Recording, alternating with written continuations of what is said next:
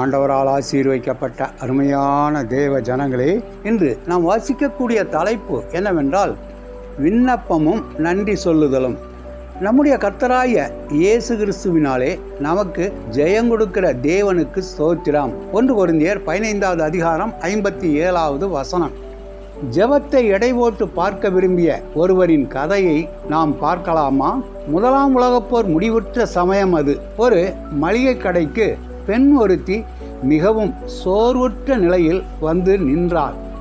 கடைக்காரரை பார்த்து, என் கணவர் போரில் மரித்து போய்விட்டார். அடுத்த வாரம் நாங்கள் கிறிஸ்துமஸ் கொண்டாட வேண்டும். ஆகையால் என் மகளுக்கு பலகாரம் செய்து கொடுக்க வேண்டும். அதற்கு வேண்டிய பொருட்களை கொஞ்சம் கொடுங்கள் என்று கேட்டாள். அதற்கு மளிகை கடைக்காரர், உங்களிடத்தில் எவ்வளவு பணம் உள்ளது என்று கேட்டார். அதற்கு அந்த பெண், என்னிடம் எந்த பணமும் இல்லை, ஆனால் ஒரே ஒரு ஜெபம் மட்டும் இருக்கின்றது என்று கூறினாள். அதை கொண்டு நான் என்ன செய்வது என்று மளிகை கடைக்காரர் கேட்டார். பின்னர் ஒத்துக்கொண்டு, சரி, அந்த ஜெபத்தை ஒரு பேப்பரில் எழுதி கொடுங்கள், அந்த எடைக்கு இணையான பொருட்களை உங்களுக்கு கொடுப்பேன் என்று கூறினார். அந்த பெண் உடனே தன் மடியில் வைத்திருந்த ஒரு பேப்பரை எடுத்து கொடுத்தாள். கடைக்காரருக்கு மிகவும் ஆச்சரியம். எப்படி உடனே கொடுத்தீர்கள் என்று கேட்டார். அந்த பெண், நான் நேற்று இரவிலே ஜெபித்துவிட்டு அதை பேப்பரில் எழுதி வைத்து விட்டேன் என்று பதில் கூறினார். பேப்பரை கையில் வாங்கிய கடைக்காரர் தராசின் ஒரு பக்கத்தில் வைத்து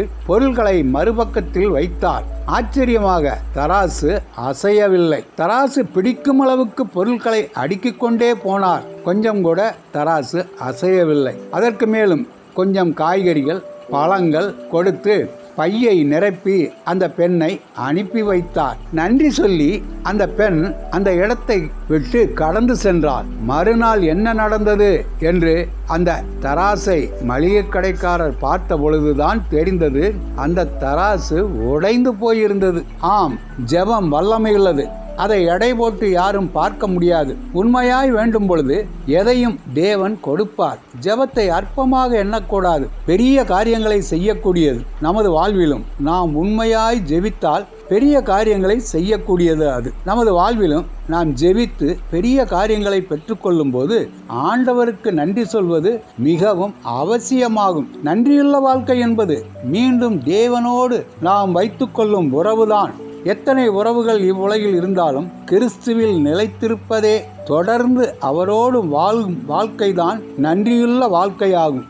ஆண்டவர் தாமே நாம் அனைவரையும் ஆசீர்வதிப்பாராக. ஆமென்.